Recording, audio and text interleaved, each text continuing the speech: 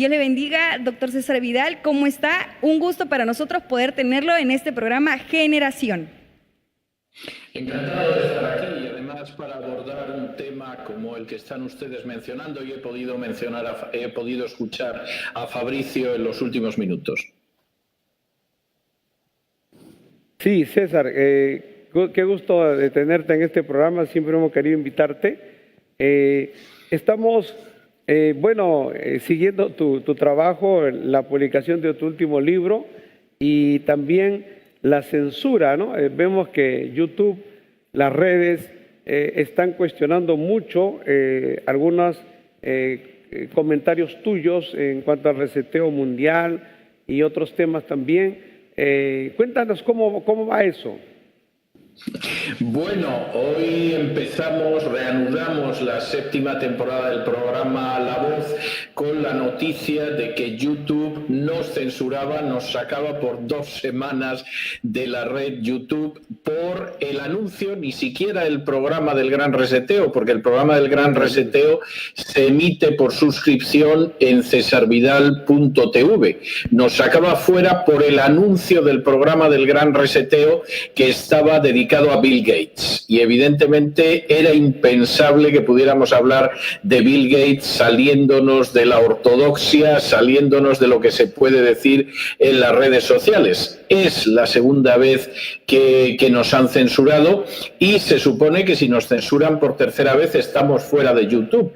Lo que pasa que en previsión de que esto pudiera suceder, ya en el mes de septiembre organizamos una plataforma independiente que es cesarvidal.tv para poder seguir difundiendo todo tipo de informaciones que muchas veces, la mayoría de las veces, no aparecen en los medios convencionales que están sometidos totalmente a la agenda globalista. Y como comentaba la persona que me estaba presentando, pues cada vez nos acercamos más a ese mundo de George Orwell, de la novela 1984, en la que el Ministerio del Amor era el que se ocupaba de la guerra y donde el resto de los ministerios tenían nombres pomposos y bonitos, pero ocultaban la terrible realidad de una dictadura. Así es, doctor César Vidal, quien le habla es Yemina Tapia, y para esto hay una audiencia ya un poco grande de jóvenes que están ansiosos por saber y también a lo mejor poder simplificar la respuesta y poder responderle en decirle ¿qué es el Gran Reseteo? Vamos a ver, el Gran Reseteo es el nombre que el Foro Económico Mundial, también conocido como Foro de Davos, porque se reúne en la ciudad de Davos, ha decidido que va a significar el cambio de este mundo desde ahora hasta el año 2030. Supuestamente ese gran reseteo iba a empezar en el mes de enero de 2021, tendría que empezar en este mes, pero finalmente el Foro Económico debió de pensar que la situación es delicada, que hay que ver cómo se desempeña el actual inquilino de la Casa Blanca, no el actual, el que supuestamente va a venir, Joe Biden, a la Casa Blanca, y que por lo tanto prefieren retrasar unos meses hasta la primavera el gran reseteo, el gran reinicio del mundo y el gran reinicio del mundo sobre todo en términos económicos. ¿Qué va a significar esto? Bueno, no lo digo yo, lo dice el Foro Económico Mundial en un vídeo que publicaron que tiene una duración de 1 minuto y medio aproximadamente y que se puede encontrar en cesarvidal.com, simplemente escribiendo en el buscador "no tendrás nada y serás feliz". En ese vídeo de 1 minuto y medio aproximadamente del Foro de Davos se nos dice lo que va a ser el mundo en el año 2030. Ese mundo va a ser un mundo en el que, en primer lugar, la propiedad privada va a desaparecer prácticamente, no tendremos nada, pero seremos felices. Por supuesto, no hace falta que diga que la propiedad privada que no va a desaparecer es la de Soros, es la de Bill Gates o es la del Vaticano, es decir, desaparecerá el resto de las propiedades privadas, pero esas no las va a tocar nadie. En segundo lugar, se nos advierte de que 2.000 millones de inmigrantes ilegales van a ir a los países occidentales. Esto es algo verdaderamente impresionante, porque cualquiera que piense que, por ejemplo, en el continente americano 1.000 millones de inmigrantes ilegales van a entrar en Estados Unidos o en Canadá, o en Europa, en la Unión Europea, 1.000 millones de inmigrantes ilegales procedentes de África y Oriente Medio, se puede dar cuenta que poco va a quedar de la Unión Europea y de los Estados Unidos después de una invasión así. Se nos advierte de que ya no comeremos carne, no formará parte de nuestra dieta, pero eso es bueno porque nos va a hacer bien a la salud y va a hacer bien al medio ambiente. Se nos dice además que Estados Unidos dejará de ser la primera potencia del mundo e incluso al final, supongo que para consolarnos, porque va a ser un mundo sin combustibles fósiles, sin propiedad privada, sin consumo de carne, sin la protección de los Estados Unidos, también se nos informa de que es muy posible que al final de esta década de los años 20 y acercándonos al año 2030 nos encontremos con extraterrestres. Esto puede parecer una película de ciencia ficción, puede parecer una película de terror, pero cuando quien lo dice es la gente del Foro Económico Mundial, del Foro de Davos, al que no hemos elegido ninguno de nosotros, al que ningún país le ha dado poder o mandato para cambiar el mundo, pero que han decidido que van a resetear el mundo y que vamos hacia un mundo distinto, pues evidentemente es para sentirse inquietos. Doctor, ¿cómo está usted? Buenos días o buenas tardes. Es un placer siempre verlo. Buenas noches aquí. Es un placer siempre verlo. Hermano, permítame hacerle una pequeña pregunta. Lo que usted está diciendo, hermano, se parece a Blade Runner. Se parece a alguna novela de K. Dick. Estamos hablando de un mundo... ¿Cómo va a recordar las generaciones futuras, sea cual sea el desenlace de esto? ¿Cómo usted cree que este tiempo va a ser recordado de acá 80, 100 años? Este tiempo bueno, que estamos viviendo. Vamos a ver, evidentemente el gran reseteo o la Agenda 2030, que es el nombre que le da la Organización de las Naciones Unidas o la Agenda Globalista, como la denominamos algunos, implica un cambio totalitario de la sociedad de tal envergadura, de tales magnitudes, que evidentemente significa el final de la libertad en este planeta. Es decir, cualquiera que piense que va a tener un atisbo de libertad cuando lo que va a suceder es que no va a disponer de propiedad privada, cuando los medios de comunicación van a estar controlados, cuando la censura se va a poder imponer, como se está imponiendo ya de manera encarnizada en las redes sociales, cuando incluso la independencia y la soberanía de las naciones va a desaparecer, pero a una velocidad extraordinaria, evidentemente se dará cuenta de que incluso esas novelas de ciencia ficción que usted menciona, bueno, pues casi son una excursión de niños de escuela dominical comparado con el futuro que nos preparan de aquí al año 2030. Yo espero que esa agenda no triunfe, que no alcance sus objetivos y que recordemos todo como una terrible pesadilla que finalmente no llegó a consumarse, pues como no se consumaron los planes de gobierno mundial del comunismo o del nazismo, sino que por el contrario, en algún momento conseguimos que esos planes no llegaran a su término último. Pero no cabe la menor duda de que la gente que impulsa la agenda globalista tiene más que decidido ir en esa dirección. Permítame que le dé alguna pincelada en el caso del Perú, ya que estamos hablando para una audiencia que me imagino que será mayoritariamente peruana. Quiero decirles que, aunque ustedes no lo sepan, el actual gobierno del Perú ya ha firmado deuda pública de la República del Perú para dentro de 100 años. Sí, claro, es decir, el Perú se ha endeudado para un siglo, lo cual significa que la soberanía, la independencia, la capacidad de maniobra del Perú, pues se acerca a cero.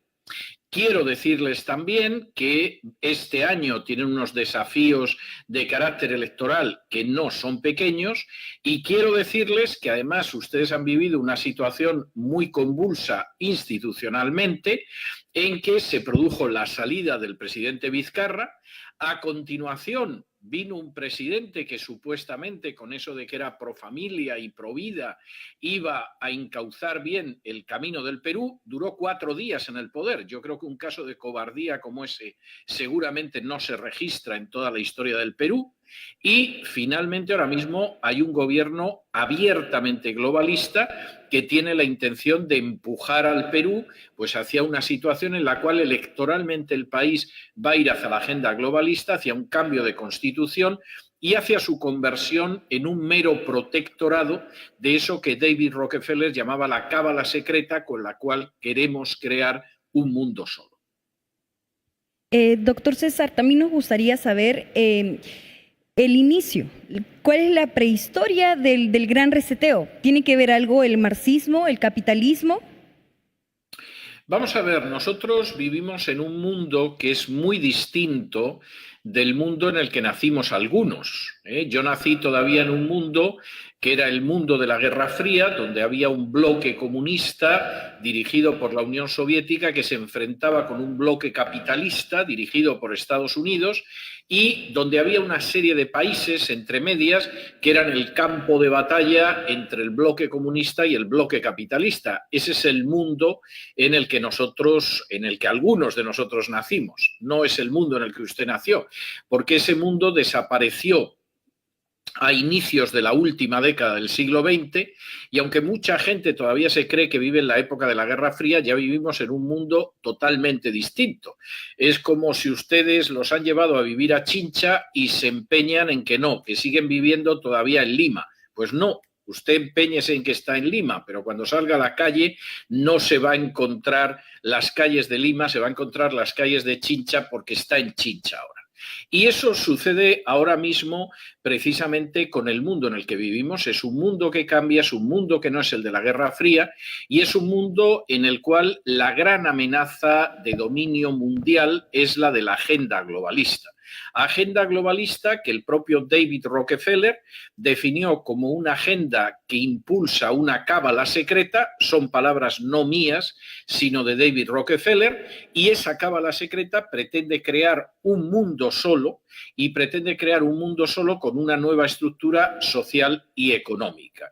Y ese mundo solo, además, no es impulsado por países, sino por personajes particulares que han creado el Club Bilderberg, que han creado la Trilateral, que han creado el Foro de Davos, por ejemplo, a los que nadie ha elegido, ni mucho menos, y que desde luego creen que pueden llegar a controlar el mundo por encima de los Estados-nación mediante organizaciones de carácter supranacional.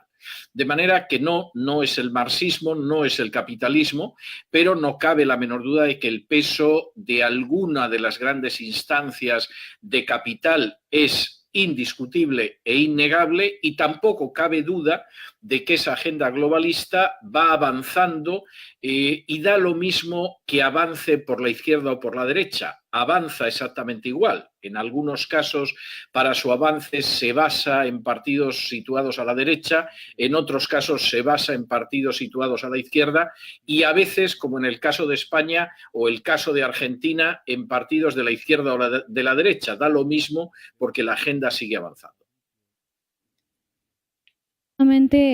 Realmente es algo impresionante todo lo que nos dice, como dijo el conductor del programa, el pastor Luis Mesa.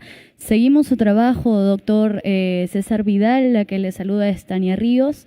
Y bueno, estamos realmente impresionados. Grecia, ¿tú qué opinas con todo lo que acabas de escuchar? Sí, efectivamente es todo un cambio que estamos viviendo como sociedad, como personas, como jóvenes. Y como decía el doctor César Vidal, estamos pasando por un gran cambio que tenemos que afrontar y queremos hacer la siguiente pregunta. Doctor César, ¿qué ideología está imperando o impulsando el gran reseteo? Vamos a ver, el gran reseteo está impulsando sobre todo el globalismo.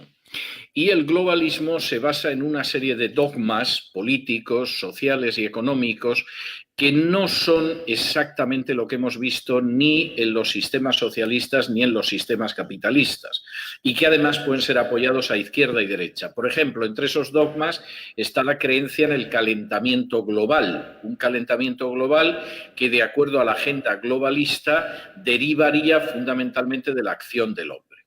Sería muy largo el poder detenerme en cada uno de estos temas, pero permítanme que dé alguna pequeña pincelada para que la gente que nos está viendo, pues efectivamente nos entienda. Primero, creer que este planeta se calienta sobre todo por la acción del hombre es una estupidez.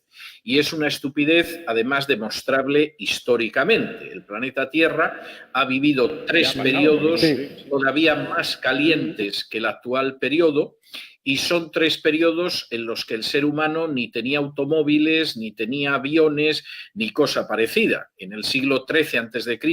hubo un calentamiento global que era un calentamiento incluso superior al actual, y evidentemente aquella gente no iba en automóvil, ni tenía chimeneas de fábricas, ni cosas parecidas. En el siglo I a.C. hubo otro calentamiento de este tipo, y desde luego las legiones romanas no iban en camiones, los carros de combate romanos no eran tanques movidos por petróleo, ni las legiones romanas contaban con aviación. Y esto volvió a repetirse en plena Edad Media. En todos los casos, el mayor calentamiento del planeta se debe a la fuente de calor de este planeta, que es el Sol. Y las mutaciones que experimenta el Sol las sufrimos nosotros de la misma manera que si el Sol se apagara, pues moriríamos de manera casi instantánea por el frío espantoso que se apoderaría del planeta Tierra. De manera que en términos históricos eso es una falsedad. Pero sí nos viene muy bien porque eso permite controlar la economía de las naciones. El día de mañana, y esto la agenda globalista no lo oculta, las naciones de Hispanoamérica no van a tener industria, no se va a permitir que se desarrollen industrialmente. Tienen que ser naciones dominadas, controladas, desprovistas de soberanía, y por lo tanto no pueden ser naciones ricas y prósperas. Van a ser naciones a las que les vamos a arrancar las materias primas, pero que no se van a desarrollar industrialmente. Y esto ya lo ha anunciado el Fondo Monetario Internacional, por ejemplo. Entonces, ¿cómo impedimos que Perú, por ejemplo, tenga una industria? Suponiendo que tengamos un gobierno digno, competente, honrado, que en un momento determinado quiere impulsar la industria del Perú, ¿cómo lo impedimos? Pues simplemente le comunicamos a Perú que no puede desarrollar esa industria porque contribuye negativamente al calentamiento global. Perú podría decir, oiga, pero China calienta supuestamente más, desde luego contamina mucho más que el Perú, también lo hace India, pero le van a decir, usted cállese y obedezca, porque tiene usted una deuda ya para un siglo, ¿eh? Y debería saber que, como dice el libro de Proverbios, el que se endeuda es esclavo de aquel al que le debe la deuda. O sea que cállese usted Perú, o cállese usted Argentina, o cállese usted México, o cállese usted República Dominicana. Ese es un dogma. Otro dogma es la ideología de género. La ideología de género, en la medida en la que promueve la homosexualidad y el aborto, implicaría una reducción de la población mundial, que es algo que efectivamente desea la agenda globalista. Otro dogma sería la inmigración descontrolada, la inmigración ilegal descontrolada, por la sencilla razón de que no hay nación a lo largo de la historia que haya podido soportar el no controlar sus fronteras. Si mañana Perú no tuviera un control de sus fronteras y la gente de los países de alrededor pudiera entrar tranquilamente en Perú, Perú estaría condenado como Estado a desaparecer y su población dejaría de ser una población que es peruana y que toma sus decisiones, para ser sustituida por una población en la que a los peruanos se sumarían bolivianos, venezolanos, etcétera, etcétera, que por supuesto no se sentirían peruanos y que harían lo que les parecería bien, que me temo que en la mayoría de los casos no sería buscar el bien nacional del Perú. Y quien dice Perú, pues puede hablar de España, o puede hablar de Italia, o puede hablar de los Estados Unidos. Ese es otro de los grandes dogmas. Y cuando uno contempla a los que siguen estos dogmas, sea el calentamiento global, sea la ideología de género, sea la inmigración descontrolada, etcétera, etcétera, uno se encuentra a los globalistas y descubre que esos globalistas están a la izquierda y a la derecha. Y lo mismo lo puede impulsar, por ejemplo, pensando en Argentina, el aborto, un gobierno supuestamente de izquierdas como el de Cristina Fernández de Kirchner, que un gobierno de derechas como era el caso de Macri. Al final, lo que importa es avanzar la agenda globalista y quien la impulse es algo absolutamente secundario. Escuché una opinión de Miklos Lucas y decía de que en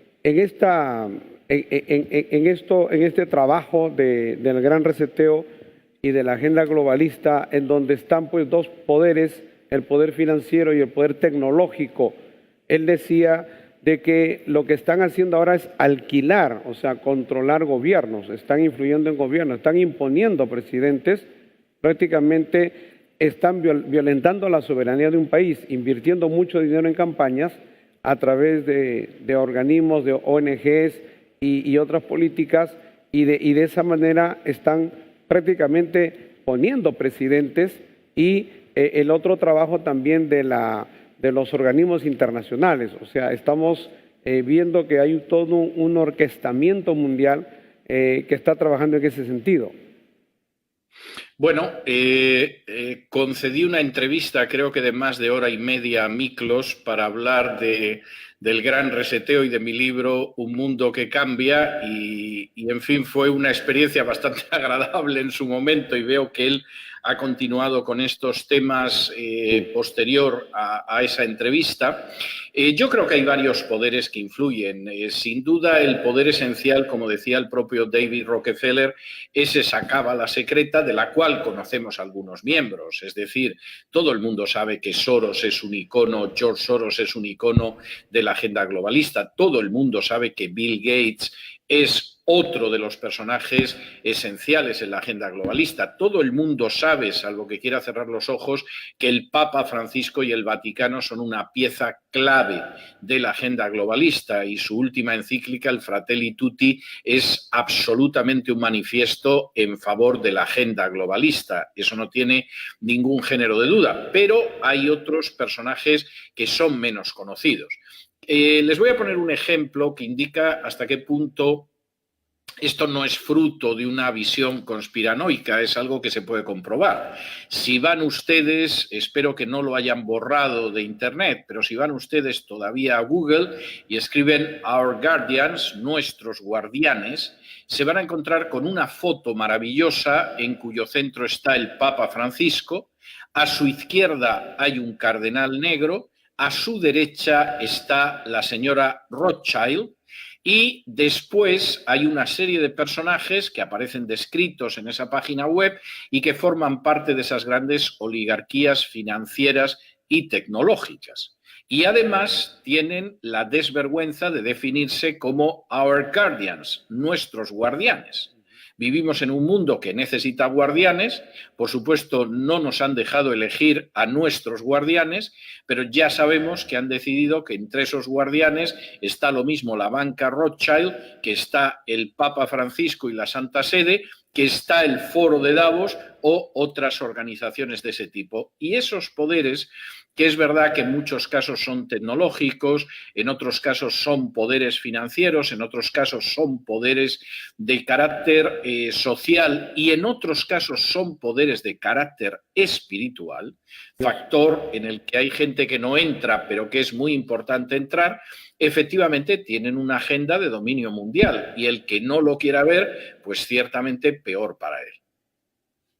Hermano, una consulta pequeña. Estas personas, ¿cómo podrían reaccionar? Porque entiendo que evidentemente en algún momento van a haber países que van a estar en contra de esto. No sé si pase una década, 2, 3 de impuesta, de ya corriendo esta agenda. ¿Esto podría provocar en algunos países un rechazo incluso electoral, la vuelta hacia gobiernos más patriotas, más, no sé si nacionalistas, pero más imbuidos en lo suyo? ¿Cómo podría reaccionar esta élite ante una situación que se diera en regiones del planeta así? ¿Cuál cree usted que sería la reacción? Yo creo que esta élite está de manera muy clara intentando que no puedan suceder cosas que descarrilen, que detengan o que realmente impidan el triunfo de la agenda globalista. Y entonces eso discurre por distintos lugares. Por ejemplo, en el caso de las elecciones, bueno, pues vamos descubriendo que no es tan difícil, primero, ofrecer una información a través de las redes sociales y de los medios de comunicación que dirijan el voto de los ciudadanos en la dirección que quiere la agenda globalista. Vamos descubriendo también que si hay en un momento determinado que amañar unas elecciones, que falsear unas elecciones, se falsean las elecciones. Vamos viendo que si en un momento determinado las elecciones falseadas no dan el resultado que queríamos, pues entonces lo que sucede es que podemos organizar una revolución de colores como las que han existido en el este de Europa y conseguimos que llegue al poder quienes nosotros nos apetece que lleguen al poder. De manera que en términos de lo que son las elecciones, los partidos que llegan al poder, los presidentes que llegan a la casa presidencial, digamos que esto está muy trabajado. Puede haber algún momento en que la cosa se les escape, pero esto está muy trabajado, muy testado y yo creo que en términos generales se ponen muy nerviosos cuando se descubre la conjura, la conspiración, pero si no se sienten muy felices porque lo tienen muy avanzado. En otros casos esto es más complicado. Y voy a poner un ejemplo que me parece muy importante porque tiene que ver con Hispanoamérica de manera directa y porque esto afecta también de manera directa al Perú. A inicios del año 2019 tiene lugar en Bogotá, Colombia, un gran concilio, una mega reunión, un inmenso aquelarre de las organizaciones lobbies, de las organizaciones gays, de las organizaciones de ideología de género de Hispanoamérica. En esa gran reunión, en la que intentan ver cómo avanza la agenda globalista, sobre todo en el terreno de la ideología de género, estos lobbies, estas organizaciones gays, llegan a 3 conclusiones, 3 por unanimidad. Primera conclusión: la agenda globalista, la ideología de género, estaba frenada en Hispanoamérica a inicios del año 2019. No era lo que ellos querían, esperaban desde hacía años que esa agenda habría llegado a sus últimos objetivos, pero lo cierto es que esa agenda había quedado frenada, paralizada. Segunda conclusión enormemente importante: la culpa de que esa agenda estuviera frenada en Hispanoamérica la tenían las iglesias evangélicas. Y aquí el razonamiento de los lobbies gays era muy claro. La idea de ellos era: nosotros contamos con que el gran poder espiritual, el gran poder religioso en Hispanoamérica era la Iglesia Católica y por lo tanto sabíamos que el único problema con la Iglesia Católica era el poder establecer el precio. Pero solo el precio. La Iglesia Católica al final pactaría con nosotros siempre que entregáramos el precio que la Iglesia Católica considera que es el indispensable, el mínimo que tiene que entregarse. Y como además la Iglesia Católica tiene una estructura piramidal y lo que se decide en la cúspide de esa pirámide es lo que se hace. El católico de abajo podrá hablar mal del Papa Francisco, podrá enfadarse, podrá indignarse, pero al final el que está en lo alto de la pirámide toca el silbato y todo el mundo se pone en fila y sigue en la fila, aunque sea maldiciendo, pues evidentemente con la Iglesia Católica no tendríamos problemas. Pero estos malditos evangélicos han salido de debajo de las piedras y nos han frenado en toda Hispanoamérica lo que es el avance de la ideología de género. Y son ellos, no la Iglesia Católica. Si alguien es tan tonto como para creer que es la alianza entre católicos y evangélicos, es que no sabe dónde tiene la mano derecha. Porque esos lobbies gays, esas ONGs gays sí que tienen claro que no es la Iglesia Católica y son los evangélicos. Tercera conclusión, y es muy importante: tenemos que infiltrar y que destruir a los evangélicos. Y esto no es una cuestión de quién se elige como presidente, como congresista, etcétera. Esto es la cuestión de que es un grupo social que ha frenado nuestra agenda. No lo han hecho los gobiernos, no lo ha hecho la Iglesia Católica, no lo han hecho los presidentes, lo han hecho los evangélicos en la calle y, por lo tanto, tenemos que infiltrarlos y destruirlos. Y de entonces acá, que estamos hablando de 2 años, esa labor de infiltración, de intentar desacreditar, de neutralizar a los evangélicos ha avanzado mucho. Sería muy largo hablar eso, seguramente nos llevaría, vamos, el tiempo de un programa como este entero. Pero quiero decir que efectivamente, por un lado, amañar las elecciones, impulsar al electorado en una dirección, avanzar de esa manera es relativamente fácil, pero luego existe una gran piedra en el camino que las propias organizaciones gays de Hispanoamérica han identificado y que son las iglesias evangélicas. Insisto, no la Iglesia Católica, no la alianza de católicos y evangélicos, las iglesias evangélicas. Así es, doctor César Vidal, como lo estamos viendo, gracias a Dios que en medio de este tiempo todavía ha levantado, y como hemos visto aún mismo aquí en Perú, que las iglesias evangélicas se levantaron para que las puertas de las iglesias puedan ser abiertas y podamos retornar a la casa de Dios. Pero también tenemos una audiencia conectada que ha estado dejando sus preguntas, muchos jóvenes que están mandando saludos ya de República Dominicana, Chile y a lo largo de todo el Perú.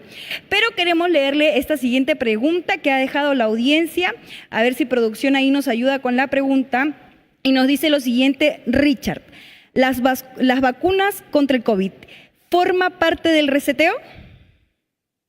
Bueno, las vacunas contra el COVID, yo diría que el COVID, en realidad, o más bien la gestión que se ha hecho del coronavirus, de la COVID-19, ha sido algo que ha ayudado muchísimo a la agenda globalista. Y esto no lo digo yo, lo dijo George Soros. A principios del año pasado, del 2020, George Soros apareció en una de esas entrevistas que aparece en multitud de idiomas y en multitud de países, y en una de esas entrevistas él decía que la crisis de su vida era la crisis del coronavirus, y que lo era porque el coronavirus iba a crear unas condiciones, un contexto que iba a permitir que avanzara la agenda globalista. Esto lo dijo Soros, no lo digo yo. Es verdad que yo había llegado a la misma conclusión y en el epílogo de mi libro Un mundo que cambia yo apunto en esa dirección, pero finalmente Soros apareció para decir que efectivamente es así.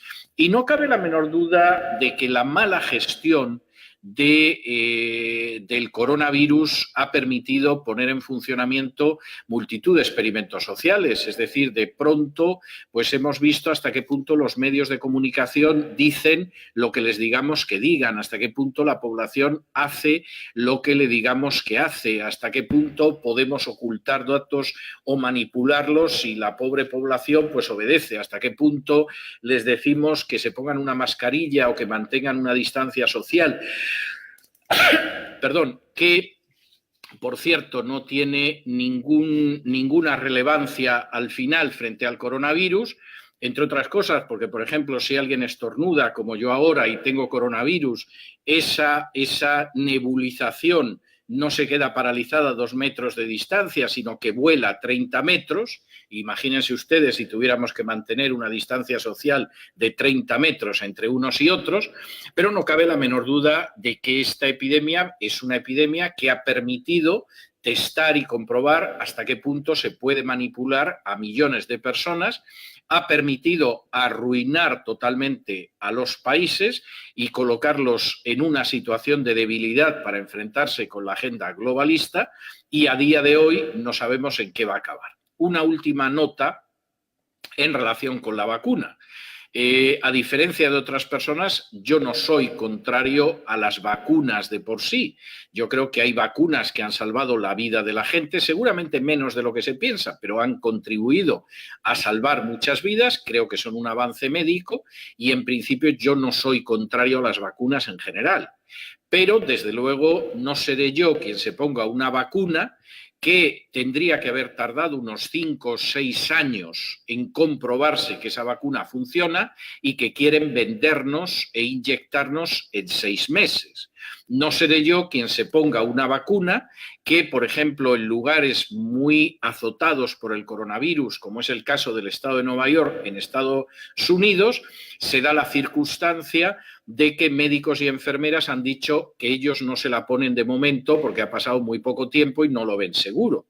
No seré yo quien se ponga una vacuna que en un lugar como España, el gobierno, que es el gobierno que peor lo ha hecho en todo el mundo, el segundo es el de Perú, pero el primero es el de España, ha dicho que ellos no se ponen la vacuna porque hay gente que se la tiene que poner antes. Gesto de noble generosidad del gobierno español que, en fin, algunos interpretamos de una manera menos noble y menos generosa, ¿no? Y no seré yo quien se ponga una vacuna que la empresa Pfizer, que la comercializa, ha firmado un contrato donde se lava las manos de cualquier mala consecuencia médica de la vacuna. Es decir, si yo me pongo la vacuna y me produce unos efectos secundarios negativos, incluida la muerte, la empresa Pfizer, que tiene un récord de matar gente con sus productos médicos en todo el mundo y que ha pagado en multas solo en Estados Unidos miles de millones de dólares de indemnización a gente que ha sufrido los efectos de sus productos médicos, pues no seré yo quien se ponga una vacuna donde la Pfizer ya de entrada me dice que si me pasa algo, incluido el que me muera por su vacuna, ellos se lavan las manos, no se hacen responsables y no me van a dar ni siquiera $1 de indemnización. Esa es mi opinión personal. No necesariamente la tienen ustedes que seguir, pero yo personalmente, desde luego, la vacuna actual, en la medida de lo posible, no tengo la menor intención de ponérmela. Así es, como hemos hablado un poco de que han intervenido y una gran intervención existe, se puede decir, en los países, pero como ciudadanos, ¿hasta qué extremo puede llegar esta intervención de que la agenda global se pueda cumplir? ¿Hasta dónde puede llegar? ¿Cuál sería el límite como nosotros, la intervención que puede tener como ciudadanos de que nos convertamos en una ID solamente, de que aún mismo aquí en Perú se está viendo unas nuevas leyes de que ya van a tener, si tenemos cierto monto de dinero en nuestras cuentas privadas, el gobierno ya va a tener intervención en nosotros? Entonces, como ciudadanos, a tal punto, ¿dónde pueden llegar? ¿Cuál sería el límite? Bueno, pues vamos a ver, el límite no existe, y le voy a dar 2 ejemplos que no es que vayan a pasar o que pueden pasar, sino que ya han pasado. Ya han pasado. Por ejemplo, en términos de libertad de expresión, no hablo solo de la censura, que hoy mi productor me comunicó que YouTube nos ha echado de nuestro canal de YouTube por 2 semanas porque anunciamos un programa sobre Bill Gates. Si llegamos a poner el programa de Bill Gates, no sé lo que hubieran hecho con nosotros. No solo hablo de eso, es que ya hay países en Europa Occidental, en la Unión Europea, que censuran hasta las conversaciones privadas en la familia. Es decir, no solo es que usted no puede hablar en contra de la ideología de género en público, no solo es que si usted es un pastor que predica contra las prácticas homosexuales le llevamos a la cárcel, como ahora está sucediendo con un pastor evangélico en Alemania. Es que en Noruega se acaba de aprobar una ley que si uno critica en la intimidad de la familia la ideología de género puede ser castigado penalmente. Es decir, si uno en el curso de una cena, de un almuerzo, está con su esposa, con sus niños, y resulta que viene pues su hermana y su cuñado, y de pronto dice: a mí esto de la ideología de género me parece intolerable, a mí las prácticas homosexuales me parecen antinaturales, cualquiera de estas cosas, y su cuñado lo denuncia y dice: estábamos en medio de una comida privada, íntima, en casa, pero de pronto mi cuñado empezó a decir esto. Bueno, pues la ley noruega capacita al Estado para meter a esa persona en prisión. De manera que ya ni siquiera la libertad de expresión va a poderse dar dentro de la familia. Yo nací en una dictadura en España, durante la dictadura de Franco. Hombre, no podías decir nada sobre la dictadura fuera de casa, pero al menos en casa mi padre criticaba muchísimo al general Franco y nunca lo detuvieron, ni lo llevaron a una comisaría, ni cosa parecida. Eso ahora puede suceder en Noruega, país por otros aspectos muy avanzado, si efectivamente se da la circunstancia de que alguien te denuncia una conversación privada. Eso en cuanto a la libertad de expresión. Siguiente cuestión que has mencionado y que me parece muy importante sobre el uso del dinero.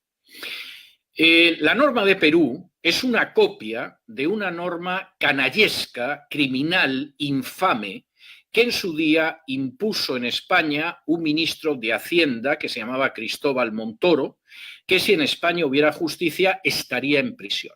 Porque de hecho este hombre, como han dictaminado después los tribunales de justicia de la Unión Europea, pisoteó, realmente machacó, trituró derechos ciudadanos elementales en favor del Ministerio de Hacienda en España.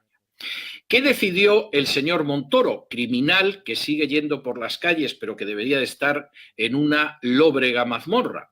Pues decidió que, por ejemplo, era delito tener más de 1.000 euros en casa. Si tú tenías más de 1.000 euros en casa, eso era un delito. Todo tu dinero tiene que estar en el banco. Y además, cualquier transacción, cualquier compra que tú hagas y que pase de los 1.000 euros, tiene que hacerse a través de banco también. Y no la puedes hacer con dinero en efectivo, con dinero cash. Puedes comprar una barra de pan, puedes comprar media docena de huevos, puedes comprar 1 kilo de carne, pero a partir de los 1.000 euros, cualquier transacción tiene que pasar por banco. ¿Qué significa esto?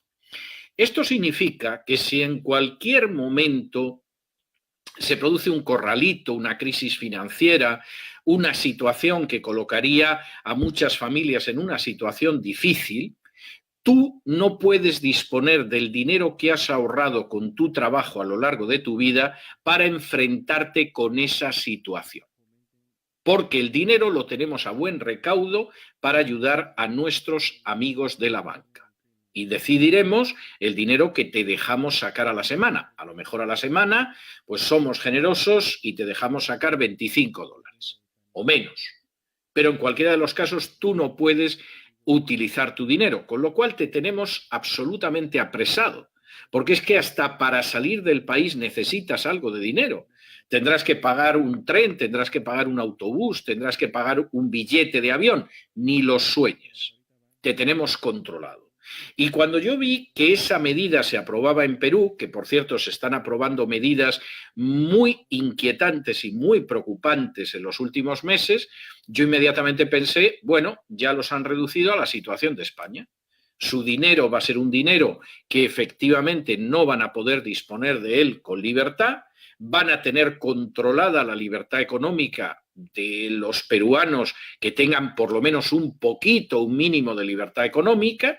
Y, por supuesto, va a ser gente mucho más fácil de doblegar, de dominar, de aplastar contra el suelo, porque efectivamente hemos dictado normas de este tipo. Y claro que eso forma parte de la agenda globalista y claro que eso ya ha sucedido antes en otras naciones, como es España, y claro que lamentablemente todo indica que Perú, como otras naciones de Hispanoamérica, van en la misma dirección. Es decir, vamos en una dirección donde esa élite, esa cábala secreta, va a controlar a las naciones y donde además incluso las clases medias, que son la base de la prosperidad de una nación, bueno, pues las vamos a ir empobreciendo cada vez más para que no puedan reaccionar y para que se sometan de la manera más sumisa a aquellos dictados que nosotros queramos imponerles. Esa es la situación en Perú.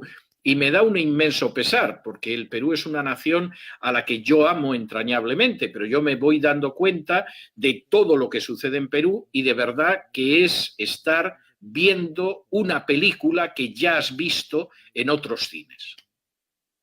Claro, y como vemos también no somos el único país, sino que inclusive Chile tiene el impuesto al lujo. También lo quieren aplicar en más países. Entonces, Fabricio, Pastor, ¿qué podemos ver en medio de esta situación que ya estamos viviendo como país, pero también a lo mejor como Sudamérica, que estamos ya en camino a esta agenda globalista? Hermano, una cosita. Hermano, lo que usted está diciendo me hace recordar en la congregación, en la vida. Tengo muchos amigos que son de Venezuela. Acá en Perú hay bastantes venezolanos. Y todo el mundo me dice, esto que está ocurriendo hoy en Perú, lo hemos vivido en Venezuela. Así es como comenzó. Mismo guión. Así comenzó en Venezuela. Vamos a ver lo que se está viviendo en Perú. Yo no quiero que no duerman ustedes tranquilos esta noche, nada más lejos de mis intenciones, pero lo que se está empezando a ver en Perú es peor que lo de Venezuela. Es decir, la situación de Venezuela es una situación muy mala que ha derivado en una situación verdaderamente de alarma social al cabo de los años, pero la situación en Venezuela fue simplemente el ir destripando desde dentro, el ir desventrando el sistema democrático que había en Venezuela e ir implantando una dictadura de izquierdas. Y en ese sentido, incluso mientras hubo dinero, pero hubo un momento en que el dinero se acabó cuando bajó el precio del petróleo, mientras hubo dinero hubo mucha gente de las clases más humildes a las que se permitió subvencionar y que vivieran sin trabajar. Y evidentemente no puede sorprender que esas clases más humildes pues votaran a Hugo Chávez y le dieran un triunfo electoral tras otro porque estaban totalmente subsidiadas desde el poder. Cuando en un momento determinado Barack Obama y el rey de Arabia Saudí pactan la bajada del precio del petróleo, pues eso para un país como Venezuela, que el 90% de sus exportaciones eran petróleo, incluso aunque Venezuela hubiera tenido políticos honrados y competentes, no eran ni una cosa ni la otra, pero incluso si los hubiera tenido, hubiera sido un golpe terrible. Si además los políticos son corruptos e incompetentes, como es el caso del chavismo, eso ha llevado a Venezuela a la situación actual. Esa es la descripción de lo que pasó en Venezuela. Lo que está pasando en Perú es más grave porque es un proceso en el cual se puede mantener la sensación de que hay unas instituciones democráticas funcionando. Aparentemente no vamos hacia una dictadura, no va a haber un Hugo Chávez gobernando el país, ni mucho menos, pero por el contrario estamos acabando con una serie de libertades de los ciudadanos que les impide que efectivamente reaccionen. Y en ese sentido, o sea, siento decir esto, me gustaría decir, pues hombre, se parece a lo de Venezuela, puede pararse en algún momento con relativa facilidad durante años, como ha pasado en Venezuela, pero lo cierto es que la cuestión de Perú se parece mucho más a determinado tipo de golpe que se ha dado en otros países, donde no se aprecia el golpe, donde incluso puedes hablar de que hay conquistas democráticas, como puede ser en un momento determinado la legalización del aborto o del matrimonio homosexual, y donde el país se convierte en esa imagen que yo utilizo a veces, que es como si uno echara mano de un huevo, al huevo le hace un agujerito abajo, le quita la clara, le quita la yema, queda una cáscara vacía, pero si la enseñas parece que tienes el huevo. No, es una cáscara vacía. Bueno, pues Perú ha entrado ya en un proceso que yo desearía de todo corazón que fracasara, pero en ese proceso ha entrado ya, en el cual efectivamente el huevo va a ver cómo le quitan la yema y la clara, y lo que va a quedar pues es finalmente la cáscara vacía. No va a ser como Venezuela, que no ves ni la cáscara ya. No, en el caso de Perú hasta podemos presentarlo como un avance del progreso mundial.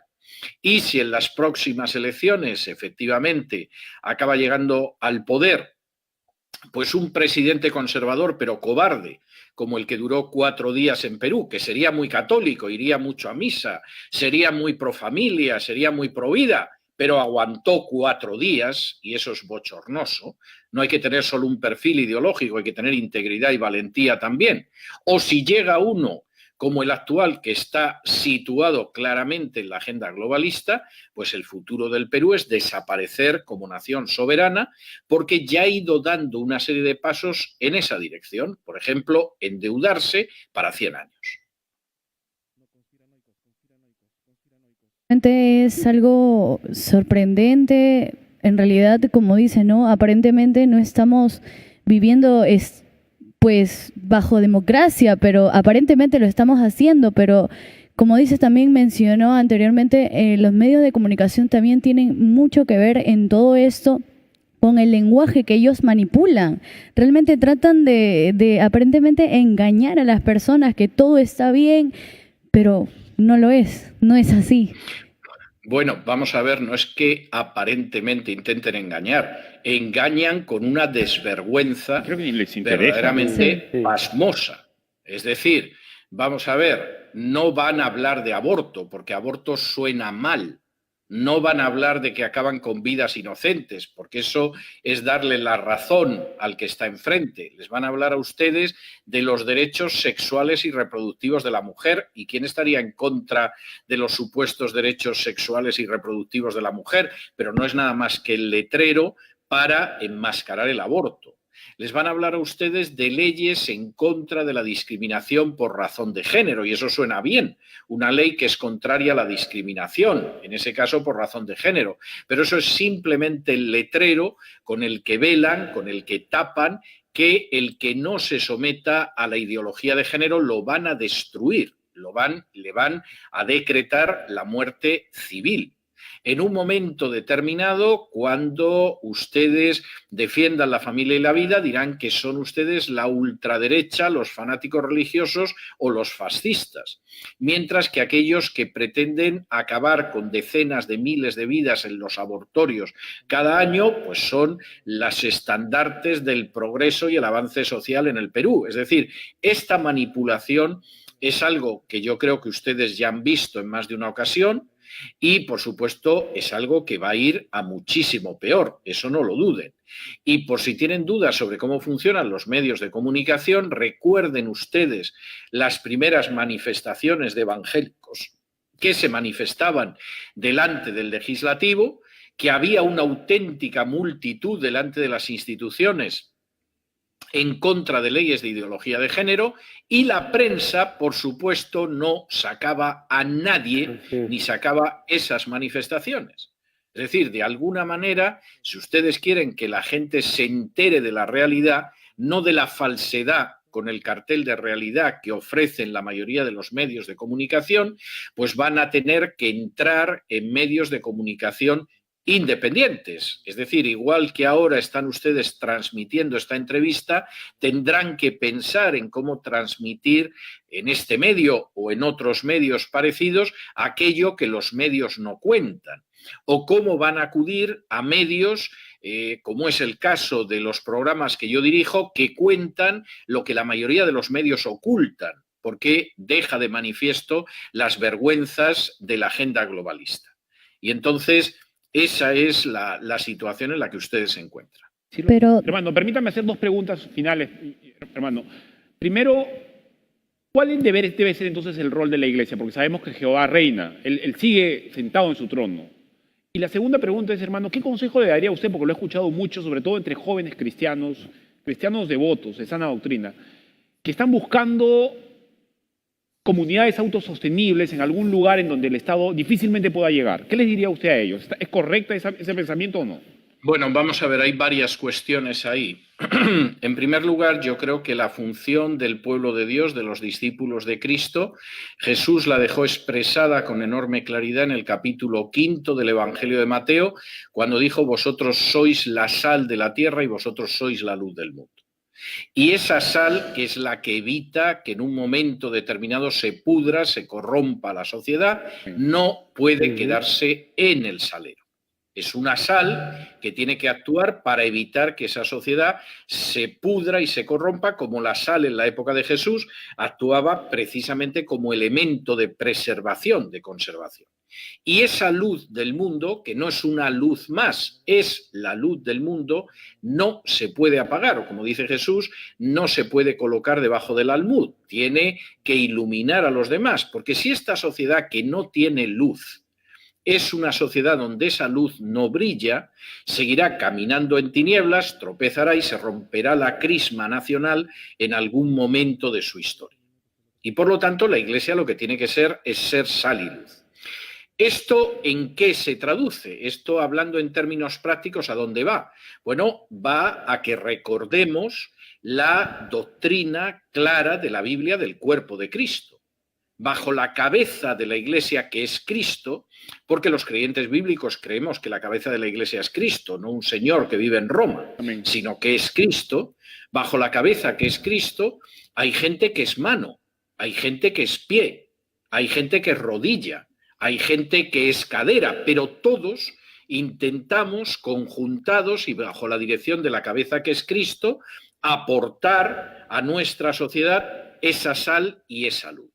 Eso significa que el pastor tiene que ser pastor, salvo que reciba un llamamiento muy claro de Dios para que deje de ser pastor. No tiene ningún sentido que el pastor sea congresista, salvo que sus días tengan 48 horas y pueda hacer las dos cosas a la vez. Claro. Eso significa que el que enseña tiene que enseñar. Eso significa que el que sirve con misericordia, y tú de eso, Fabricio, sabes bastante, pues es el que va a servir con misericordia, quizá llevando alimentos a aquellos que se morirían de hambre si no hubiera cristianos que les llevan alimentos. Eso significa que aquellos que dan un testimonio profético arrojando luz de una manera especial no se van a callar ni se van a dejar silenciar. Es decir, dentro del cuerpo de Cristo, cada uno tiene que ver qué tipo de miembro es y conjuntado con los otros miembros y bajo la dirección de la cabeza tiene que ver cómo actúa, evitando el yugo desigual con los infieles, dicho sea de paso, al mismo tiempo. Ahora, la pregunta que tú mencionas, ¿qué pasa si de pronto hay gente que dice, bueno, pues lo que vamos a hacer es que nos marchamos? En Lima, el día menos pensado, deja de haber luz, el día menos pensado hay una crisis de abastecimiento, no vamos a encontrar ni pan en las panaderías, vete a saber el desorden que puede haber, lo mismo estamos con un toque de queda, vámonos al Valle Sagrado de los Incas y creamos una comuna, ¿no? Bueno, vamos a ver. Yo, en principio, no soy contrario a que haya colonias que se autoabastecen y que son de creyentes, pero sí quiero recordar que la oración de Jesús al Padre, en un momento muy especial, muy delicado y muy trascendente de la vida de Jesús, es que no los saques del mundo, sino que cuides de ellos en el mundo. Si alguien decide crear una explotación agrícola y eso no le saca del mundo, a mí me parece bien. Es decir, ha llegado a la conclusión de que, mira, no hay manera de que salga adelante un negocio en la ciudad en la que vivimos, pero oye, si a lo mejor organizamos una explotación agrícola, podríamos mantenernos a nosotros, a nuestras familias, ayudar a otros. Bien, esa idea me parece bien. Habrá que buscar la dirección del Señor, el asesoramiento y el consejo de técnicos, etcétera, pero esa idea, en principio, no me parece mal. Sí me parecería mal si vamos a copiar el sistema monástico católico de retirarnos del mundo y así retirados del mundo y de sus vanidades no somos ni la sal de la tierra ni la luz del mundo, pero se supone que vamos a estar tranquilitos. Eso me parecería una traición. Ahora, si la idea es que simplemente vamos a buscar una forma de vida alternativa, no vamos a abandonar el mundo, no vamos a dejar de ser sal y luz, no vamos a dejar de dar testimonio, bueno, pues me parece que es algo que puede ser aceptable según cada persona y cada circunstancia. Hemos visto también un poco las reacciones en redes sociales, hermano César, y podemos ver jóvenes que en la parte donde se dijo, no es que hoy día no los quiera dejar dormir, pero vemos a jóvenes también un poco preocupados, a lo mejor no tenían conocimiento de esta información que hoy estamos entregando en este programa Generación y donde ellos también están dejando sus preguntas. Pero lo que nos llama la atención de los comentarios es, somos un poco a lo mejor conspiranoicos al poder hablar de estos temas, o es algo de lo que sí se tiene que llevar a la mesa, sobre todo en jóvenes cristianos. Vamos a ver, yo creo que hay conspiranoicos y continuamente están diciendo estupideces, o sea que eso es algo que para mí es bastante claro, y te hablan de los reptilianos o de los extraterrestres o vaya usted a saber de qué. Eso me parecen necedades, me parecen pavadas, pero la idea de que vamos hacia un nuevo orden mundial y que hay una agenda globalista, insisto, eso lo cuenta David Rockefeller en sus memorias, cuando en un momento determinado él dice: se nos ha acusado, a mí y a mi familia, de actuar en contra de los intereses de nuestro país, de los Estados Unidos, y de formar parte de una cábala secreta que pretende el poder construir una nueva estructura global integrada de carácter económico y social, un nuevo mundo, si ustedes quieren, dice David Rockefeller. Y acaba esta exposición diciendo: si esa es la acusación, me declaro culpable y estoy orgulloso de ello. Eso no es un conspiranoico hablando, eso es el propio David Rockefeller diciendo lo que efectivamente piensa y a lo que ha dedicado décadas de esfuerzo a lo largo de su vida. Pero cualquiera que oiga a George Soros en alguna de sus entrevistas, y hay algunas que aparecen subtituladas en español en YouTube, o cualquiera que escuche las entrevistas de Bill Gates, se da cuenta de lo que hay. Cuando una persona como Soros te dice en ocasiones me siento como Dios, o una persona como Bill Gates está preocupada sobre todo por no morir nunca, y por el hecho de que efectivamente vamos a poder ser como dioses, pues evidentemente uno puede identificar la raíz espiritual que hay detrás de esto. Y por cierto, quisiera recordar, no sé si lo he dicho antes, que YouTube ha censurado el canal de YouTube del programa La Voz que yo dirijo por anunciar, no por emitir, por anunciar un programa dedicado, un programa que se llama El Gran Reseteo, dedicado a la figura de Bill Gates. Programa que se puede ver en cesarvidal.tv si uno está suscrito a ese canal. Pero programa donde no hay nada más que ver las afirmaciones de Bill Gates, trozos de sus entrevistas, declaraciones, etcétera, para darse cuenta de que no hay nada de conspiranoia en todo esto. Hablan con enorme claridad. Cuestión aparte es que los medios prefieran callarse, prefieran retener su publicidad y prefieran no buscarse complicaciones. Porque claro, si evidentemente te pueden cerrar un canal de YouTube como el de La Voz de César Vidal, que tiene 200.000 suscriptores, solo por anunciar un programa sobre Bill Gates, pues el dueño de una radio, de un canal de televisión o de un periódico inmediatamente decide que lo más prudente es callarse y no buscarse problemas contando la verdad a sus lectores, a sus oyentes o a sus televidentes. Doctor César Vidal, ¿cómo está? Una consulta. Nosotros como pueblo de Dios, ¿qué es lo que nos espera de aquí a 10 o 20 años ante esta situación que estamos viviendo de la agenda global? Y respecto a las nuevas generaciones, ¿de qué manera pueden resistir o enfrentar ante esta situación? Yo no sé cuál va a ser la situación de aquí de 10 a 20 años, ¿eh? Y además yo tengo un enorme respeto por la palabra de Dios, y la palabra de Dios se expresa muy claramente en Deuteronomio que cuando alguien se pone a anunciar lo que va a suceder en el futuro y no sucede, aunque diga que es un profeta, es un embustero, y Dios ha dejado de manifiesto que lo que ha dicho es falso. Yo, desde luego, no tengo la menor intención de incurrir jamás en mi vida en ese tipo de conducta. Yo puedo señalar aquellas cosas que pueden suceder si lo sé, puedo señalar lo que podría suceder o tiene visos de suceder, y puede, como en este caso, que le conteste, no tengo la menor idea, yo no sé lo que va a pasar de aquí a 10, 15 o 20 años, eso está en manos de Dios, pero desde luego lo que no se me va a ocurrir va a ser lanzar profecías de esas que un año después las ves y de las 20 y tantas profecías no han acertado ni una, a pesar de lo cual la gente sigue escuchando a esos falsos profetas. No es mi caso, no lo puedo decir. Ahora, en el caso de la situación de los jóvenes, vamos a ver, los jóvenes están en una situación en la que de manera casi inmediata, no inmediata, pero casi inmediata, van a recibir el testigo de la generación actual, y esos jóvenes tienen que ser conscientes de que su llamamiento es a ser sal y luz, y de que la única base que tienen para avanzar en esa dirección es precisamente la Biblia. Y esto es algo que, por ejemplo, Pablo se lo deja muy claramente de manifiesto a Timoteo en su última carta, la segunda carta a Timoteo, capítulo 3 y versículos del 10 en adelante, donde Pablo le dice 3 cosas al joven Timoteo. Primera, todos los que quieran vivir piadosamente en Cristo Jesús padecerán persecución. No solo un 10%, un 20%, un 50% los que viven en Venezuela o en Cuba, no, todos.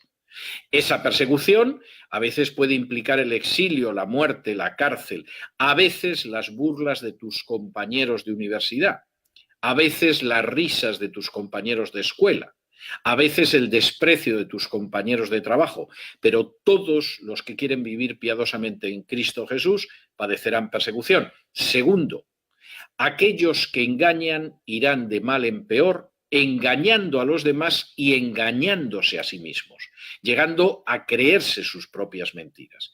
Y eso creo que no hay nada más que mirar alrededor nuestro, ver a periodistas, a financieros, a políticos, para darse cuenta de que es verdad, y lo que tenemos que esperar es que en términos generales vayan de mal en peor. Seguirán engañando a otros y al mismo tiempo se engañarán a sí mismos y se creerán sus mentiras. Tercero, y aquí Pablo es muy claro y muy positivo, tú, Timoteo, aférrate a lo que conociste, aférrate a la Biblia, porque la Biblia es la que te puede hacer sabio para saber que la salvación es a través de la fe en Cristo Jesús, y por lo tanto la Biblia es la que también te puede dar la formación para ser una persona cabal al servicio de Cristo. De modo que esa es la historia entre los jóvenes. Primero, que sean conscientes de que esta vida no es un camino de rosas, y que todo el que quiere vivir piadosamente en Cristo Jesús, en mayor o menor medida, padecerá persecución. Segundo, que tengan en cuenta que los que mienten seguirán mintiendo y mintiéndose incluso a sí mismos. Y tercero, que el único suelo firme, la única roca sólida a la que pueden aferrarse y sobre la que pueden pararse es la Biblia, la palabra inspirada de Dios.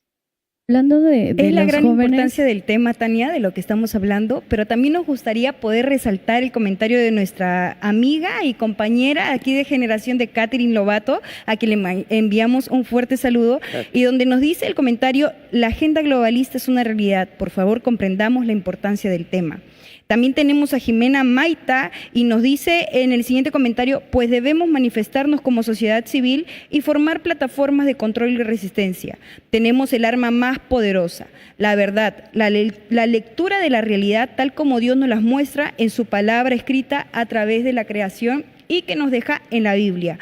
Y a ver si producción me ayuda, tenemos la siguiente pregunta, doctor César Vidal, y donde nos dice Kevin: ¿qué podemos hacer desde nuestra condición de ciudadanos ante la imposición de la agenda globalista? A lo mejor nos encontramos un poco limitados como ciudadanos. Bueno, vamos a encontrarnos enormemente limitados como ciudadanos, y aunque algunos no lo sepan, ya han empezado a limitarnos. En el curso de lo que llevamos de programa, que llevamos más de 1 hora y cuarto, pues hemos hecho referencia a cómo efectivamente ya hay medidas que se han tomado para limitarnos, no que se van a tomar, que seguramente vendrán, sino que ya se han tomado para limitarnos, y eso me parece que es bastante claro. ¿Qué tenemos que hacer como ciudadanos? Miren, busque cada uno de ustedes cuál es su lugar en el cuerpo de Cristo y actúe de esa manera. Y eso es enormemente importante. Y busquen la manera en que el Señor les llama a ser sal y luz. Una consulta, César. Yo leí un artículo tuyo en Protestante Digital que me gustó mucho.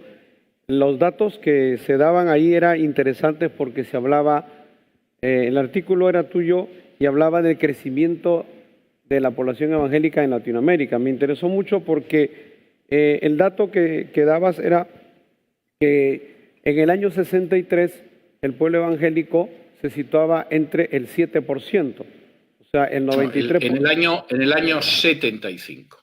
El 93% de la población de Hispanoamérica era católica y el otro 7% tenía algunos evangélicos, pero tenía también ateos, agnósticos, etcétera. Es decir, en el año 75, que para la gente muy joven es la prehistoria, pero en términos históricos ha sido esta madrugada poco antes de amanecer, realmente los evangélicos casi no existían en Hispanoamérica. El 93% de la población de Hispanoamérica era católica. Así es. En estos momentos, la Iglesia Católica en Hispanoamérica representa el 63% de la población y la mayor parte de ese casi 40% de miembros que ha perdido son evangélicos. ¿Qué significa esto? Claro. Esto significa que en la próxima generación Hispanoamérica podría ser de mayoría evangélica. Claro, o sea, estamos hablando que por gravedad, o sea, yo siempre hago este ejercicio, ¿no? Si estamos hablando de casi un 40%, entonces estamos hablando de que de cada 3 personas, o sea, de cada 4 personas, 2 pueden ser evangélicos, de cada 10 personas, por ejemplo, 4 pueden ser evangélicos en Latinoamérica. Y eso es determinante, ¿no? Por eso yo creo Totalmente. que en la posición tuya me parece excelente que nosotros, por ejemplo, como pastores no debemos incursionar en política, o sea, porque la labor es predicar. Creo que la iglesia tiene que ser tengo sal y duda. luz y deberíamos seguir el rol que Dios nos ha dado de seguir alumbrando, anunciando el Evangelio, predicando, porque de esa manera pues vamos a ser mayoría, ¿no? Como se calcula en unos años, y pues habrán pues más legisladores cristianos, habrán más gobernantes cristianos, y de esa manera podemos contrarrestar estas agendas globalistas. A mí me parece que lo que has dicho es muy importante. Me vas a permitir que me detenga un momento en ello porque creo que hay que tenerlo en cuenta. Efectivamente, el peso de los evangélicos en Hispanoamérica es porque los evangélicos son muchos. Es decir, los evangélicos no son ricos, los evangélicos históricamente no pertenecen a las familias dominantes en los distintos países, los evangélicos no controlan las finanzas y la banca en Hispanoamérica. Los evangélicos tienen importancia porque son muchos y porque siguen creciendo, y la prueba está en que incluso la Iglesia Católica ha escogido a un papa hispano para intentar parar el avance de los evangélicos, cosa que se suele pasar por alto. Entonces, los evangélicos tienen que ser conscientes que la meta no es, por ejemplo, aliarse con los católicos para colocar a un católico en la presidencia, que la meta no es tener 3, 4, 5 congresistas. La meta es seguir creciendo de tal manera que ese peso efectivamente sea determinante en el país.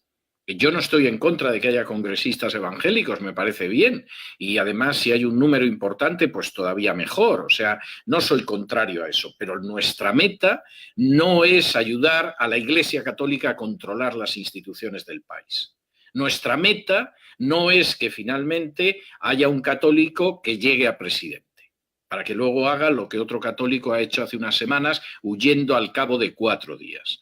Nuestra meta no es el hecho de pensar que todo se va a solucionar si tenemos un grupo en el Congreso. Nuestra meta es ser sal y luz, es seguir creciendo, y desde abajo, que es lo que temen tremendamente esas ONGs y esos lobbies gays a los que yo hacía referencia, desde abajo impulsar esos cambios dentro de nuestra sociedad. Y cuando alguien pierde de vista la perspectiva de que lo importante está abajo, está en ser sal y luz, está realmente en el hecho de que ese número importante y creciente de evangélicos es el que va a cambiar la sociedad, y pretende sustituir eso por cierta presencia en las instituciones o por alianzas para colocar a alguien en las instituciones, pues puede que esté guiado por la buena fe, pero está cometiendo unos errores tremendos, que además demuestran que no sabe cómo funciona este mundo. Y me vas a permitir que en unos segundos explique un caso que me parece muy importante. Hace apenas unos años, en Costa Rica, se produjo un enfrentamiento electoral en el cual uno de los candidatos era un evangélico, que por supuesto era pro vida, pro familia, anticorrupción, etc. Y el otro candidato era un candidato de izquierdas. Uno hubiera pensado, aquellos que creen en las alianzas con la Iglesia Católica, uno hubiera pensado que la Iglesia Católica habría dicho, hombre, puesto que el candidato evangélico es pro vida y pro familia, vamos a pedir a los votantes católicos que lo apoyen. ¿Qué hizo la Iglesia Católica? Presentó las elecciones como el enfrentamiento entre católicos y evangélicos. Dijo que si ganaba las elecciones y llegaba presidente el evangélico, iba a quitar las fiestas de la Virgen, y abrió la puerta a que una izquierda fanática se apoderara de Costa Rica. Esa izquierda fanática que sigue gobernando Costa Rica con el apoyo directo de la Iglesia Católica ha conseguido ser el partido más corrompido de toda la historia de Costa Rica. Ha conseguido que se apruebe una ley de aborto. ha conseguido que se apruebe una ley de matrimonio homosexual y lo hizo con el apoyo de la Iglesia Católica, que estaba dispuesta a hundir a Costa Rica antes de que un evangélico llegara a presidente. Hermano, Cuando algunos evangélicos de pronto piensan que se puede llegar a ciertos acuerdos con ciertas organizaciones, sería interesante no solo que aprendieran algo de historia, sino que también supieran lo que ha pasado en Hispanoamérica en los últimos tiempos. está usted escribiendo a una gran ramera, hermano. Casi vestida de púrpura y escarlata. Así es. Bueno, yo cuando me enteré de que estos lobbies gays en Bogotá decían que el problema con la Iglesia Católica no era llegar a un acuerdo, sino solo el precio, me acordé de una anécdota que contaba ese gran humorista que era Groucho Marx, ¿no? Él decía que en cierta ocasión se había acercado a una señora y le había dicho: ¿usted se acostaría conmigo por $1 millón? Y la señora le había dicho: hombre, por $1 millón sí. Y a continuación Groucho Marx le había dicho: ¿y por $1 se acostaría conmigo? Y entonces la señora se había ofendido y le había dicho: ¿pero quién se cree usted que soy? Y Groucho Marx le había dicho: no, quién es usted está claro, ahora solo estamos discutiendo el precio. Y a mí me vino eso a la cabeza cuando pude ver que efectivamente estas organizaciones gays decían: el problema con la Iglesia Católica no es llegar a un acuerdo, aquí el único problema es el precio. Y lo sorprendente de esto, hermano, es que, como usted decía, con la Iglesia Católica se puede pactar porque hay un líder visible con el que se pueden llegar a acuerdos. Pero con la Iglesia evangélica no se puede hacer eso porque no hay un líder visible y cada iglesia evangélica es casi autónoma, toma sus propias decisiones. Y eso es imposible de parar. Y sobre Gracias a todo, Dios. Fabricio, que hemos Nuestro visto que líder es también la Cristo. iglesia evangélica es la que ha hecho la resistencia y es siempre la que va contra la corriente. ¿Por qué? Porque nuestro líder es Cristo. Entonces, nosotros nos dejamos gobernar Y con mira, una Cristo. cosa, nosotros creo, solamente muy pequeño, debemos prepararnos para ver la mano del Señor en todos estos días. O sea, Sí. los cristianos estamos preocupados, yo sé que el hermano Vidal y todos acá estamos, digamos, a la expectativa, ¿no? Pero también yo estoy curioso por ver qué va a hacer el Señor, porque el Señor se va a glorificar en eso también. Él también se va a glorificar en este tiempo. Él está permitiendo esto para quizá separar la paja del trigo, para señalar claramente cuál es su voluntad. O sea, estoy temeroso, pero también estoy expectante, Y porque también quiero ver qué va a hacer mi sabiendo Señor con eso. con todas estas cosas que están pasando, saber también qué hay en el corazón de cada cristiano, de cada siervo de Dios. También mandamos muchos saludos a Alejandro Muñante, que ha estado ahí conectado y activo, dejando sus comentarios de aporte también en redes sociales, que también ha estado aquí como invitado. Así que un gran saludo a Alejandro y a cada una de las personas que ya están conectadas en esta transmisión. Pero lo más triste de este programa es que el tiempo nos apremia. Y también el tiempo de nuestro hermano César Vidal. Y queríamos a lo mejor saber y que usted nos entregue una perspectiva, hermano César, personal, como aconsejando a los jóvenes que nos están mirando en este programa Generación, de la realidad que estamos viviendo, de que cada día nos estamos acercando más a la agenda globalista y sobre todo como jóvenes cristianos, ¿qué consejo nos podría dejar de a lo mejor siempre estar informados, de siempre buscar al Señor y sobre todo tener nuestra decisión fija y nuestra identidad clara? ¿Qué consejo para ya poder ir culminando el programa desde su perspectiva personal le podría dejar a cada joven y adolescente que nos está mirando hoy? Bueno, no voy a repetir todo lo que he dicho antes del capítulo 3 de la segunda carta a Timoteo, donde habla de esos consejos a los jóvenes, pero sí quisiera añadir algo muy importante que tú misma comentabas ahora, que es la necesidad de informarse. Es decir, que se enteren del mundo en el que viven, porque si están pensando que viendo la televisión o leyendo la prensa convencional o escuchando la radio, en la mayoría de los casos se van a enterar del mundo en el que viven, pues verdaderamente no saben lo que están haciendo. Y yo creo que tienen que buscar medios que les informen de lo que sucede, que sean medios independientes y que sean medios donde, por supuesto, ni la publicidad, ni el deseo de hacer dinero, ni el ansia de ser populares les impide el hecho de contar la verdad, guste o no guste al que la escuche, pero mantienen esa defensa de la libertad y mantienen esa difusión de la verdad. A mí me parece que eso es absolutamente esencial. mundial y además para mí lo es de una manera muy personal, porque en última instancia buena parte de mi trabajo gira en torno a arrojar luz y arrojar luz en términos de información. Me quedo con esa parte de la conclusión, que es que seamos jóvenes, de que podamos arrojar luz. Y eso creo que es parte importante de cada joven. Muchas gracias, le damos la verdad, hermano César Vidal, por aceptar esta invitación a este conversatorio, a este foro, donde muchos jóvenes hemos podido aclarar nuestras dudas y que también nuestro conductor, el pastor Luis Mesa, Fabricio, que ha estado aquí de invitado, y todo este equipo de jóvenes y el equipo de Generación está muy agradecida por su participación en este programa. Muchas gracias.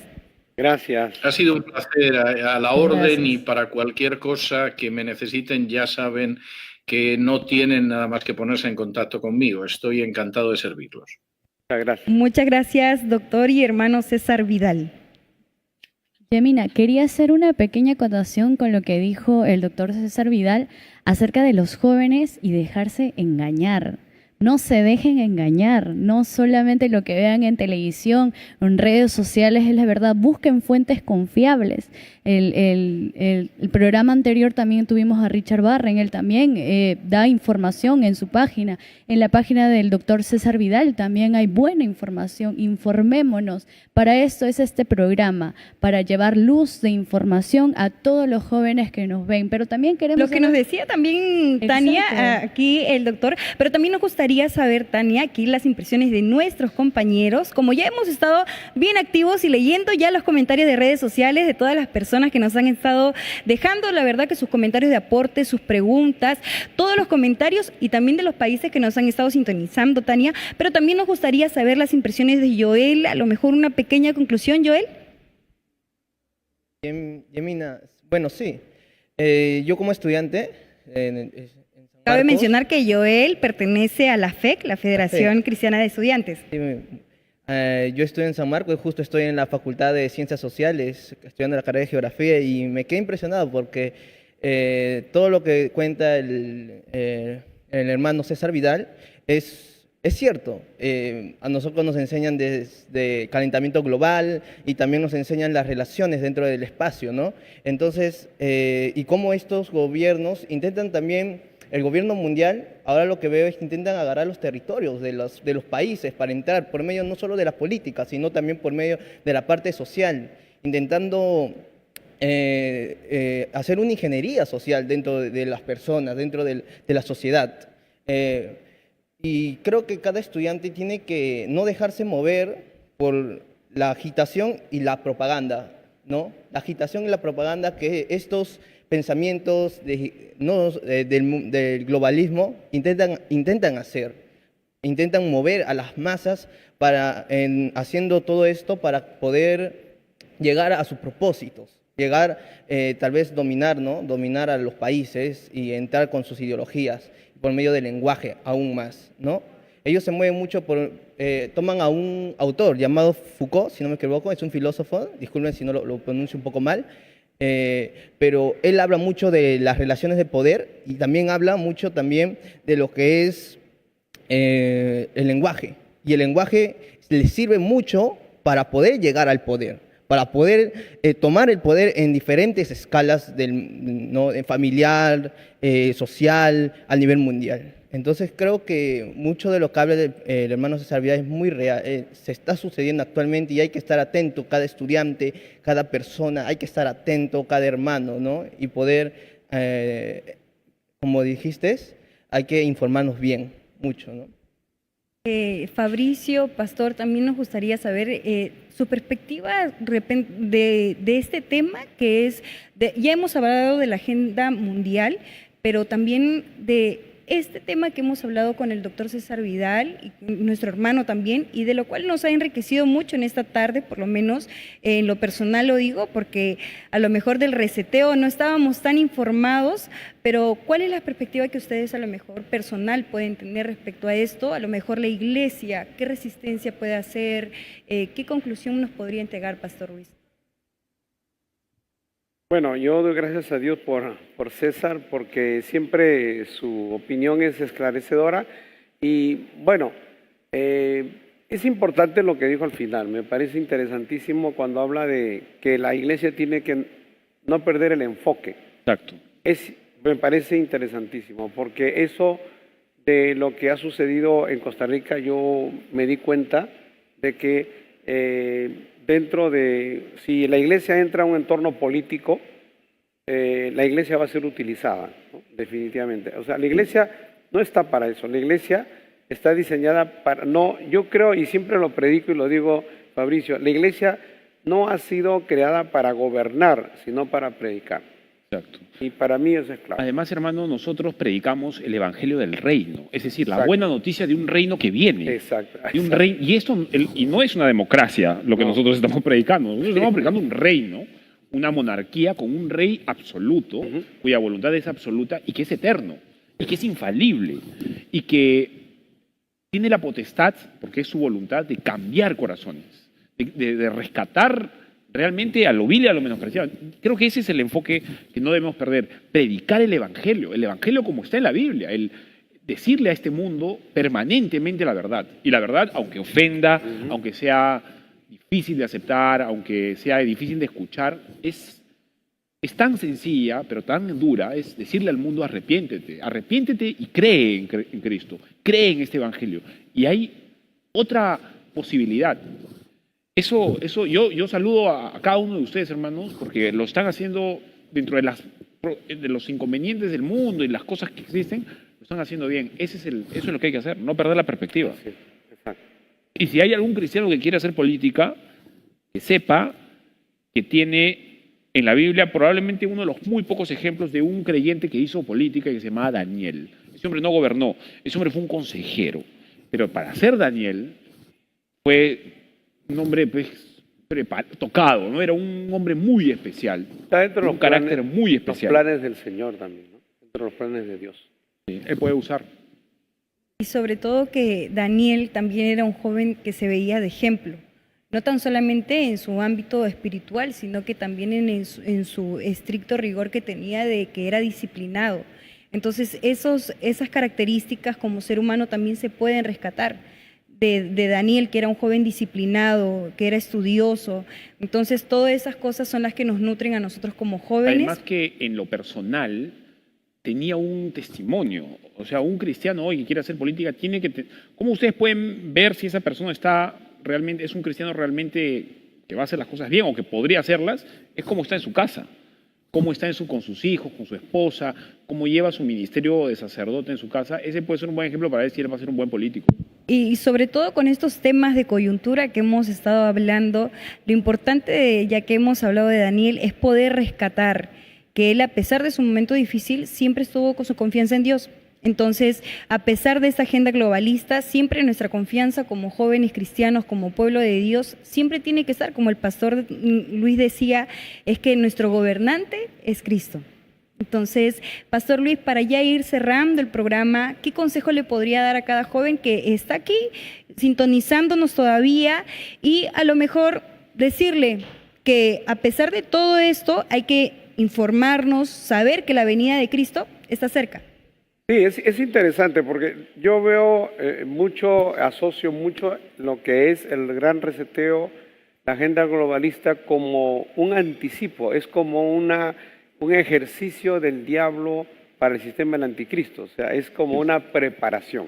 Nosotros sabemos ya lo que viene y nuestra meta y nuestro objetivo es predicar el evangelio. Eso es.